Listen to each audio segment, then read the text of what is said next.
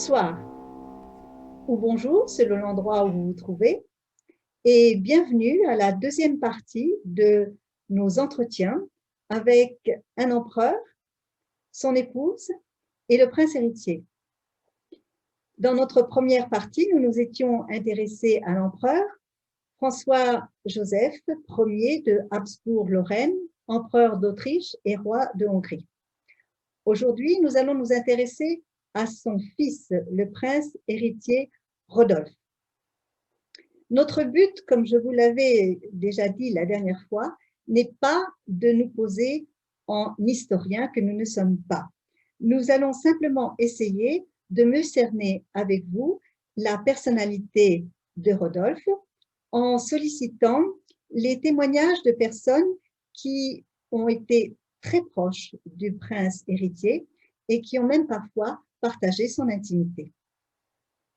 Mais avant de donner la parole à notre journaliste qui conduira les entretiens aujourd'hui, je voudrais moi-même vous dire quelques mots sur Rodolphe. Donc, le prince héritier Rodolphe est né en 1858. Il connaît une enfance assez difficile, car son père veut lui donner très rapidement une éducation que l'on pourrait nommer à la dure. Pourquoi? Parce qu'il veut en faire un soldat. Et c'était quelque chose qui était assez courant dans les cours princières ou les cours royales ou impériales de l'époque. Mais il se trouve que l'enfant est assez nerveux, il n'est pas d'une constitution très robuste et il supporte mal le régime qu'on lui impose. Il faudra l'intervention de sa mère, l'impératrice Élisabeth, pour que les précepteurs changent. Et les nouveaux précepteurs s'efforceront de développer les capacités intellectuelles de Rodolphe. Ils n'auront aucun mal à le faire, car Rodolphe était un enfant très intelligent et en plus, il était curieux de tout. Malheureusement, le prince héritier va souffrir de 3 maux. Le premier est le manque d'affection.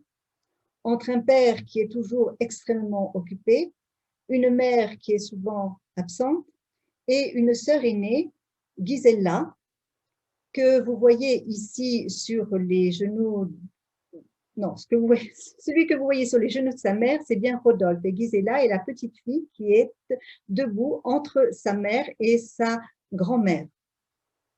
Donc, Rodolphe va perdre cette jeune sœur quand lui aura 14 ans parce qu'elle en aura 16 et alors elle se mariera. En plus, le mariage de Rodolphe avec la princesse Stéphanie de Belgique sera un échec.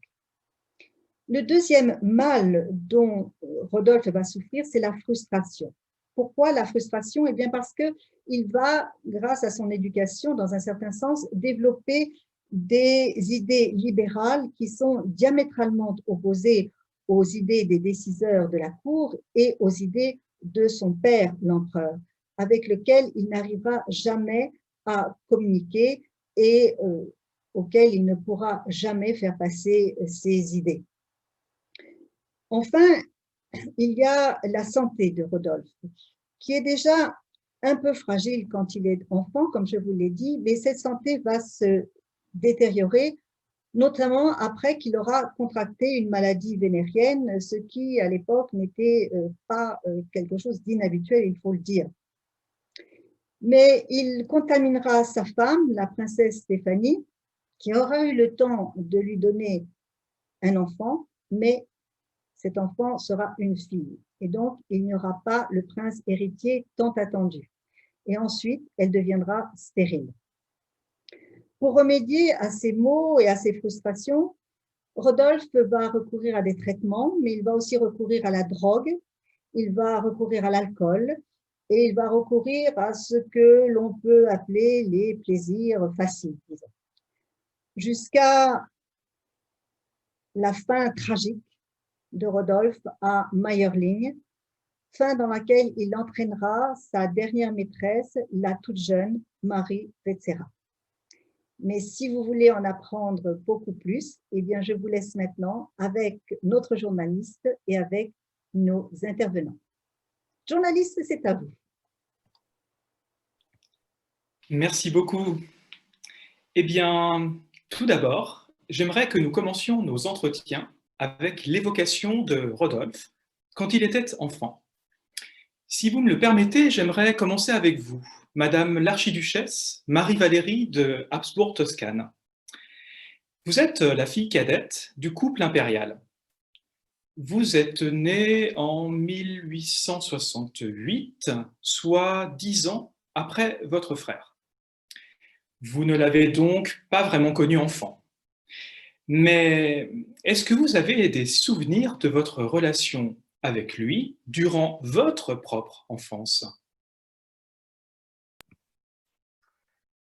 Oui, lorsque j'étais enfant, Rodolphe n'était pas toujours gentil avec moi. Il montrait même une certaine froideur, surtout après son mariage avec Stéphanie. Cela peut s'expliquer en partie par les 10 ans qui nous séparaient, mais je pense qu'il était jaloux de l'affection que papa et maman me portaient. Je l'ai vu une fois examiner maman et moi-même avec des regards d'une haine profonde à nous faire peur. Même notre sœur aînée, Gisela, qui, de par l'amour qu'elle portait à Rodolphe, avait tendance à embellir les choses, confessa que ce regard lui faisait aussi peur.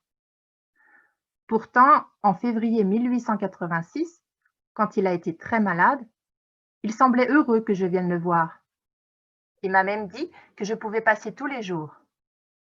Cela m'a fait très plaisir à l'époque, parce que j'aimais mon frère, plus que lui peut-être, et plus que je ne le pensais.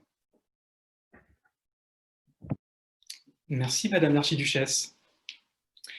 Je me tourne maintenant vers vous, Madame la comtesse Valerzay-la-Riche. Permettez-moi de vous présenter puisque vous intervenez pour la première fois. Vous étiez la nièce de l'impératrice Élisabeth, fille de son frère Louis-Guillaume en Bavière, qui avait fait un mariage que l'on appelle morganatique parce qu'il a épousé une actrice. Il vous était donc difficile de fréquenter la cour du fait de vos origines. L'impératrice, votre tante, vous a d'abord pris sous son aile protectrice et elle vous a ensuite banni de la cour après le suicide de Rodolphe, dont elle vous rendait en partie responsable. Vous faites donc l'objet de nombreuses controverses. Néanmoins, je voudrais vous demander si vous aussi, vous avez un avis sur le prince héritier. Oui, je sais, on a dit pique-pendre sur moi, mais effectivement, Rodolphe a été la cause de mon bannissement de la cour, et mes sentiments à son égard sont très mitigés. Il était certes très intelligent, et c'était un beau jeune homme, ayant apparemment bon caractère et vraiment fascinant lorsqu'il s'en donnait la peine. Mais je ne l'aimais pas, et nous nous querellions souvent. Ma tante, l'impératrice Élisabeth, m'avait même dit un jour qu'il avait un mauvais fond et que je devais m'en méfier. Cela est triste à dire, mais la mère et le fils ne s'aimaient guère, d'autant que ma tante n'avait pas vraiment l'instinct maternel, tout au moins envers ses deux aînés. Merci beaucoup, madame. Continuons avec vous. Avec vous, madame la comtesse Marie Festetich. Vous êtes entrée au service de Sa Majesté l'impératrice en tant que dame d'honneur en 1872, si je ne me trompe pas. Vous avez donc connu Rodolphe, adolescent. Quel souvenir en avez-vous gardé? Pauvre Rodolphe! Les conceptions autrichiennes voyaient une victoire dans le fait d'endurcir les enfants presque jusqu'à les tuer, et ce, en temps de paix. L'impératrice disait elle-même, je la cite, « Les procédés énergiques et la méthode d'éducation du précepteur de Rodolphe, le comte Gondrecourt, allaient faire de l'enfant, sans mon intervention, presque un crétin. » Vouloir faire un héros d'un enfant de 6 ans par des cures d'eau et le recours à la terreur, c'est de la folie. Pour remédier à la situation, son Altesse avait dû recourir aux dernières extrémités et demander à l'empereur de choisir entre elle et Gondrecourt. On a décrit Rodolphe comme froid et sarcastique, alors qu'enfant, il était la tendresse même. À 12 ans, il avait écrit une lettre fort touchante à sa grand-mère. « Ainsi, mon devra rester sans ma chère maman en ces temps difficiles, » écrivait-il. « Je me charge avec joie du beau service d'être le seul soutien de mon cher papa. » Au mariage de sa sœur aînée Gisela, avec qui il avait tissé des liens très étroits, il n'avait pu réprimer ses sanglots. La vie et son entourage l'ont changé. Merci, Madame la Comtesse, pour vos anecdotes. J'aimerais maintenant que l'on continue en essayant de cerner davantage la personnalité de l'homme adulte. Commençons avec vous, Madame l'archiduchesse Marie-Valérie. Pourriez-vous nous en parler, s'il vous plaît? Oui, Rodolphe avait tendance à être moqueur et sarcastique. Selon un de nos oncles, il était certes important, mais pas autant qu'il le croyait. Notre oncle disait aussi que son encourage avait étouffé sa bonne nature et en avait fait un homme antipathique, voire étrange. Ah, pauvre Rodolphe, sur son piédestal inaccessible, jusqu'où ni la vraie chaleur de l'amour, ni la vérité ne pouvaient accéder, et dont il n'avait pas appris à descendre du fait de son éducation, contrairement à mon père, qui était d'abord homme et ensuite seulement empereur, par devoir. Pourtant, lorsque sa femme Stéphanie n'était pas là, il pouvait être différent, simple et naturel. Ah, et en sa présence, l'atmosphère était pénible et tendue. Mon frère se plaignait d'ailleurs de sa vie de couple, qui laissait beaucoup à désirer. Merci, Madame l'archiduchesse. Madame la Comtesse Valerzé-la-Riche, nous l'avons dit, en raison de votre père, Louis-Guillaume Ampère, un des frères d'Élisabeth, marié à une actrice, vous avez, disons, eu quelques difficultés à fréquenter la cour. Pourtant, grâce à la protection de votre l'impératrice, vous vous êtes rapproché de la famille impériale et vous avez bien connu Rodolphe. Je suis sûr que vous auriez des choses à nous dire sur l'homme qu'il est devenu, n'est-ce pas? Naturellement. Rodolphe a beaucoup voyagé, ce qui lui a permis de développer rapidement ses connaissances et son intelligence, mais aussi la dégénérescence qui caractérise malheureusement tant de membres mâles de la maison des Habsbourg. Lors de mon mariage, en 1877, je me souviens qu'il m'avait dit que je faisais là mon propre malheur et que si je le faisais uniquement pour plaire à ma tante, c'était un très mauvais plan. Certes, il n'avait pas tort, mais il n'a pas fait mieux. Fatigué de sa quête de l'épouse idéale, au moins sur les plans religieux et dynastiques, il a fini par jeter son dévolu sur la très jeune princesse Stéphanie de Belgique. Je peux bien m'imaginer ce que l'impératrice pensait de sa belle-fille, car pour ma part, un seul regard sur son visage m'a suffi. Quant à Rodolphe, son expression lors de son mariage était celle d'un homme qui délaisse un passé glorieux pour un avenir bien incertain. Cela dit, il l'a accepté avec philosophie. Nous nous demandions tous comment cela allait finir, car soyons francs, ce mariage a été un échec. Eh bien, un grand merci, Madame la Comtesse. Justement, à propos de mariage, nous avons le privilège d'avoir parmi nous ce soir l'épouse de Rodolphe, son Altesse Stéphanie de Belgique, deuxième fille du roi des Belges Léopold II et de Marie-Henriette de Habsbourg-Lorraine. Votre Altesse, vous avez épousé Rodolphe en 1881. Si je puis me permettre, je vais donner quelques détails personnels. Vous n'avez eu qu'un seul enfant, une fille, l'archiduchesse Élisabeth, Marie, car Rodolphe vous a transmis une maladie vénérienne qui vous a rendu, je crois, stérile. Après le suicide de Rodolphe, vous vous êtes remarié en 1900 avec un comte hongrois et vous avez été dès lors exclu de la maison impériale et royale d'Autriche-Hongrie pour vous être marié en dessous de votre rang. Vous auriez dû être impératrice, comme vous l'avez écrit, mais le destin en a voulu autrement. Que pouvez-vous nous dire de l'homme que vous avez épousé? Voici une présentation bien succincte. Je voudrais que vous puissiez mieux comprendre ma situation à la cour de Vienne et les événements qui s'y sont déroulés. Vous en direz un peu plus sur moi.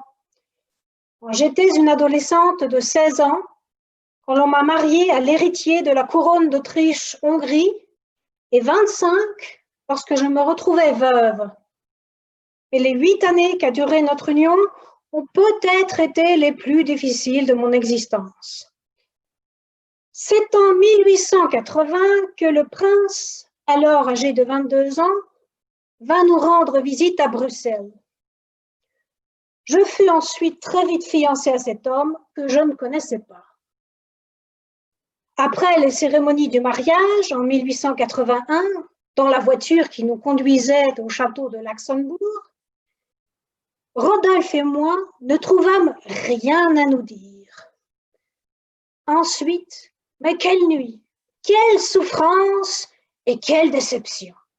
Je ne savais rien. On m'avait conduite à l'hôtel comme une enfant confiante, et voilà que mes illusions et mes rêves de jeune fille étaient détruits.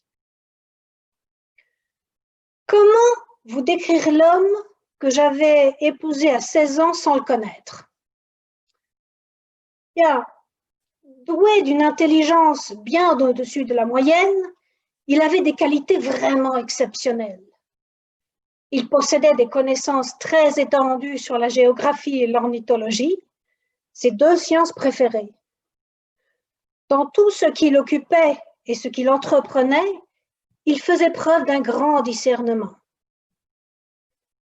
Avec le temps, les facultés intellectuelles du prince héritier le mirent de plus en plus au premier rang, et par sa tolérance, il présentait le prototype du souverain libéral en avance sur son temps. Les savants et les érudits le considéraient comme le symbole vivant des tendances de la monarchie vers le progrès et le libéralisme. Il avait en outre une bonne plume et on prenait plaisir à le lire. Mais il avait pris l'habitude d'une indépendance sans frein et ne se reposait jamais. En outre, j'ai vite constaté la face plus sombre de sa personnalité. En effet, le prince héritier était d'un caractère emporté et jaloux et d'une méfiance excessive. Quand il m'accompagnait, je ne pouvais le quitter d'un pas. J'étais soumise à une surveillance de tous les instants. Bien que désillusionnée sur beaucoup de choses, j'avais essayé de pénétrer l'âme du prince héritier pour m'adapter à son existence. Je m'étais intéressée à ses domaines de prédilection, ses projets, son activité, ses loisirs, afin de créer une ambiance plus intime pour notre union. Mais toutes mes tentatives restèrent vaines, car le goût familial manquait totalement à Rodolphe. Par contre, mes projets, mes habitudes, pour lui, ne comptaient guère. Je dus les sacrifier. Il ne manquait certes pas de dévouement. Il était toujours resté fidèle à ses amis et à ses partisans, mais il n'estimait pas une femme à un prix égal. Ses nombreux succès avaient discrédité la femme à ses yeux. Mon union avec Rodolphe fut donc sans affection réciproque, sans idéal et sans espérance. Quant à la vie au sein de la famille impériale, elle ne me donnait pas plus de satisfaction. L'essentiel y faisait défaut, l'affection, la confiance et l'intimité. À partir de 1887, je sentis que le prince se détachait de moi complètement, qu'il était attiré dans un certain milieu. Bien souvent, il ne rentrait qu'à l'aube et dans un état lamentable. Dans ces conditions, la vie commune étant devenue impossible, je m'y opposais de tout mon être. À la fin, la pitié était entre lui et moi le seul trait d'union. Mais laissons là ma vie de couple. Je voudrais vous dire aussi quelques mots sur les idées du prince héritier. Rodolphe était plein de contradictions. Il avait pour l'empereur une grande estime, mais était capable de l'oublier quand des amis faisaient allusion à sa prochaine ascension sur le trône. Il se croyait appelé à inaugurer une ère nouvelle et la légèreté de son caractère contribuait d'autre part à le desservir. Son antigrâce, son manque de toute réserve, le sans-gêne excessif avec lequel il se mêlait au peuple, ses craintes nerveuses, son mépris de la vie, son agitation fébrile, le désir d'en finir avec tout et celui de faire de grandes choses contrastaient avec sa constitution trop faible. Bizarrement, par exemple, il aimait les animaux. Il écrivait des ouvrages d'ornithologie de premier ordre, mais il était possédé par une passion invincible de destruction du gibier.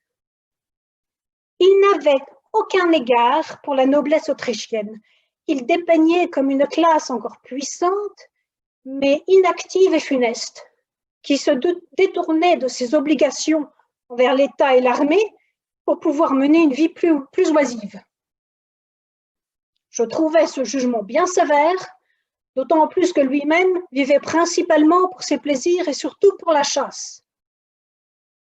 S'il s'intéressait à la politique et aux sciences, Rodolphe ne négligeait pas l'armée. Mais les manœuvres en campagne l'obligeaient à des prestations incompatibles avec son état de santé et elle fouettait encore ses nerfs déjà surexcités. Alors, un grand merci, Votre Altesse, pour votre analyse extrêmement détaillée. Quel privilège pour nous que vous ayez accepté notre invitation.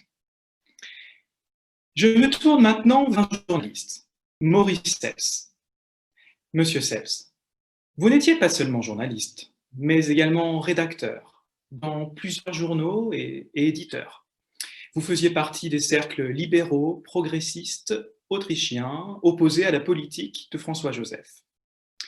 Si vous n'avez jamais approché l'empereur, vous avez par contre bien connu son fils. Que pourriez-vous nous en dire ? Eh bien, j'ai fait la connaissance du prince héritier en 1882, lorsque j'étais au journal Neues Wiener Tagblatt. Nos rapports ont été secrets au début, mais cela n'a pas duré longtemps. Tout se sait très vite à Vienne. Rodolphe me donnait des renseignements de première main, mais me demandait constamment de faire en sorte que l'on ne sache pas d'où il venait.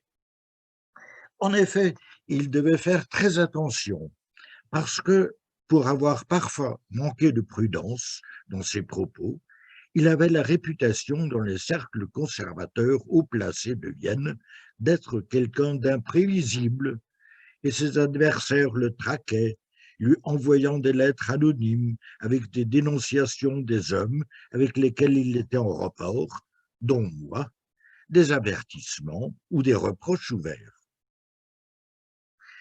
Le prince, tout comme sa mère, n'aimait pas la cour de Vienne. Chez nous, du côté de la cour, disait-il, on ne se préoccupe pas beaucoup des entreprises et des usines, on ne s'intéresse que peu dans les hautes sphères à ce genre de choses.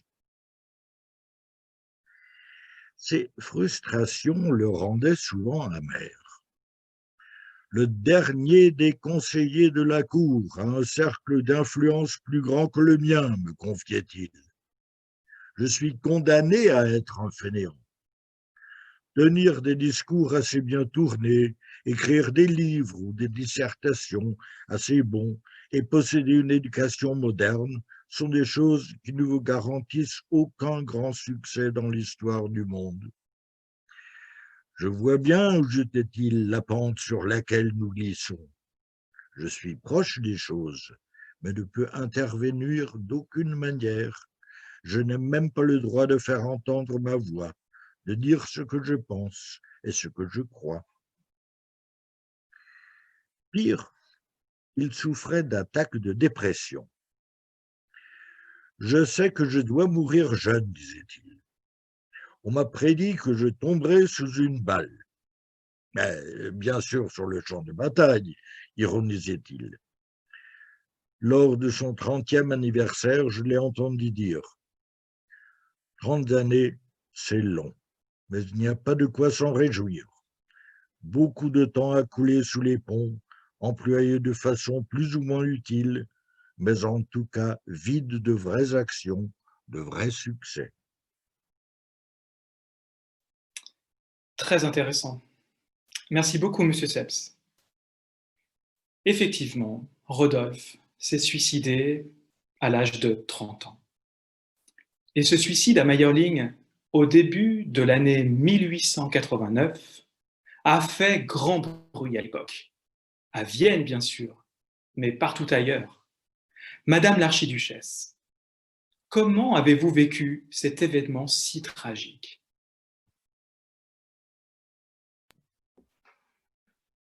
La mort de mon frère est une tragédie pour chacun d'entre nous. Mais la mort de leur fils n'a pas rapproché mes parents. Au contraire, elle les a séparés encore plus, car aucun ne comprenait la douleur de l'autre. Et je dois dire que parfois, je me suis sentie coincée entre eux. Quant à Stéphanie, son épouse, elle s'est excusée auprès de nous, sachant que son manque de dévouement pour son mari était en partie responsable de sa fin tragique. Merci beaucoup, Madame l'archiduchesse. Je voudrais me tourner maintenant vers son Altesse, Stéphanie de Belgique. Je suppose que vous ne partagez pas tout à fait cet avis, n'est-ce pas?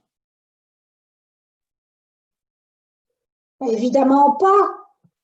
À l'été précédant son suicide, je constatais un changement dans l'état général de Rodolphe. Non seulement son caractère se faisait chaque jour plus inquiet et plus emporté, mais pour les causes les plus futiles, il se laissait aller à des accès d'une violence extrême. En octobre 1888, je fus effrayée de sa déchéance. Il avait terriblement vieilli, avait la peau blême et flasque, le regard enfiévré, les traits entièrement altérés, comme s'il avait perdu la volonté de réagir. Je me décidai à aller voir l'empereur et le suppliai d'obliger son fils à entreprendre un long voyage pour ainsi le détourner de son existence exténuante. Mais l'empereur me répondit que Rodolphe se portait très bien, qu'il avait seulement l'air un peu fatigué car il était trop souvent sur les routes. Peu de jours avant le drame, alors que je revenais d'un voyage, j'avais constaté une nouvelle aggravation bien plus inquiétante. Rodolphe s'adonnait à la boisson et entretenait des relations avec des personnages des plus douteux. Son irritation et sa nervosité étaient devenues plus vives. Le 30 janvier 1889, je fus appelée chez l'empereur et l'impératrice. Accablée par l'émotion, je crus qu'on me considérait comme coupable de sa mort. Malgré mon intervention, l'empereur n'avait vu aucun danger, ni dans l'attitude, ni dans les projets de son fils. Quant à l'impératrice, elle s'était avec le temps retirée le plus possible dans la solitude, loin du protocole et des usages de la cour impériale. Elle proclamait que la liberté était un droit de chacun. Pour elle, la vie devait être un beau conte de fées, dans un monde insouciant et sans contrainte. Elle non plus n'avait rien vu venir. Les causes déterminantes de la mort tragique du prince ne furent ni l'aliénation mentale, comme il fut proclamé officiellement, ni une déficience maladive, héritière d'une vieille génération, comme on le prétendit plus tard. Moi, personnellement, je les vois uniquement dans la faiblesse de son caractère. Ah bon, dans la faiblesse de son caractère, vraiment? D'accord. Bon, merci, madame. Merci, votre Altesse. Madame la comtesse Festetich, en tant que dame d'honneur, j'imagine que vous étiez auprès de la famille impériale au moment de la tragédie, n'est-ce pas? J'ai été, comme beaucoup de monde, profondément affectée par la mort de Rodolphe, que j'aimais beaucoup. Je me souviens qu'à la Toussaint, quelques mois avant le drame, le prince héritier m'a demandé si j'irais aux cérémonies. Naturellement, lui ai-je répondu, je vais prier mes morts. Alors, m'a-t-il dit, prierez-vous aussi pour moi quand je serai mort? Quand je lui ai répondu que j'étais avec lui et n'en aurait donc pas l'occasion, il a insisté et m'a demandé de lui promettre de prier sur sa tombe à la Toussaint quand il ne serait plus. Il ne s'est pas calmé avant que je ne consente. Merci, madame. Et maintenant, j'aurais une question pour vous, madame la comtesse Valerzé-la-Riche. L'impératrice vous a reproché à l'époque d'avoir joué un rôle dans le suicide de Rodolphe. Est-ce bien vrai? Vous voulez parler, bien entendu, de la liaison entre Rodolphe et la très jeune Marie Vetsera et de mon rôle d'intermédiaire dans cette affaire. J'ai été entraînée dans cette malheureuse affaire bien malgré moi et seulement pour avoir voulu aider le prince, qui m'en avait désespérément prié à plusieurs reprises et à qui je n'avais pas su refuser tant il semblait désespéré. Il m'avait même déclaré se sentir au bord d'un précipice. Personne ne saura jamais ce qui s'est passé exactement à Mayerling et pourquoi le prince héritier s'est suicidé. Mais le comte Andrassy lui-même, ancien ministre des Affaires étrangères de l'Autriche-Hongrie, m'avait déclaré alors que la tragédie n'était pas un drame de l'amour. Je ne peux apporter de réponse simple non plus, et je ne pense pas que le temps permettra jamais de savoir quels étaient les véritables motifs de Rodolphe. Ah, bien, d'accord. Merci en tout cas, madame la comtesse, pour votre point de vue. Monsieur Seps, c'est à vous que j'aimerais laisser le soin de conclure nos interviews.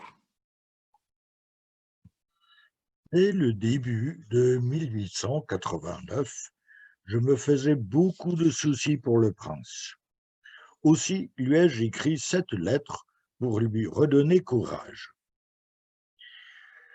Vous avez dû, Votre Altesse impériale, faire face à de nombreuses malveillances et trahisons au cours de l'année écoulée, mais vous vous en êtes sorti avec une merveilleuse sérénité. On sait que vous voulez accomplir de grandes choses, que vous êtes capable d'accomplir de grandes choses. Et quand on ne le sait pas, on le soupçonne. C'est pourquoi on s'oppose à vous par tous les moyens, on vous barre les chemins de l'avenir. Vous avez déjà aujourd'hui beaucoup d'ennemis et d'adversaires, mais vous comptez sur vous-même et sur votre nature, sur votre génie, sur votre force et votre persévérance, et vous en avez tout à fait le droit. Et avec un petit peu de chance, vous accomplirez de grandes choses pour cette monarchie qui est notre patrie, pour votre propre renommée et pour le peuple qui vous est attaché. Comme vous pouvez l'imaginer, le suicide de Rodolphe m'a bouleversé. Il a aussi signé en quelque sorte mon propre arrêt de mort, car ses adversaires se sont ensuite déchaînés contre moi. Je vous propose d'aller voir un jour le tableau de Charlemont au musée de Belvédère à Vienne. Il résume assez bien, quand on l'observe attentivement, la vie de Rodolphe.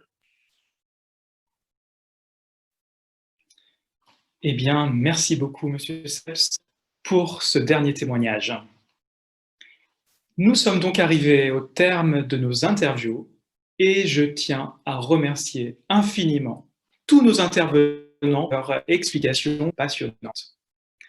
Il est temps pour moi de redonner la parole à notre animatrice. Merci beaucoup à notre journaliste.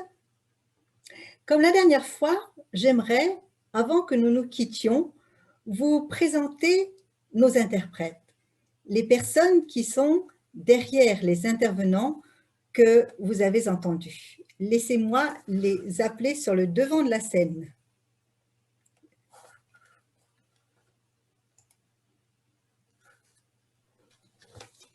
Et je voudrais donc les présenter. Dans le rôle de l'archiduchesse Marie-Valérie, Anne Gaëlle. Dans le rôle de son Altesse Stéphanie de Belgique, Hélène. Dans celui de la comtesse Valerzay-Lariche, Amélie. Dans celui de la comtesse Festetich, Lucie. Dans celui de Maurice Seps, Michael. D'accord. Ouais. Ok. Sans oublier notre journaliste Jean-Philippe. Nous vous proposons de nous rejoindre à nouveau la semaine prochaine pour un entretien, cette fois avec les mêmes témoins et d'autres qui nous donneront leur opinion sur la célébrissime Élisabeth d'Autriche, ou Sissi si vous préférez. À bientôt, j'espère.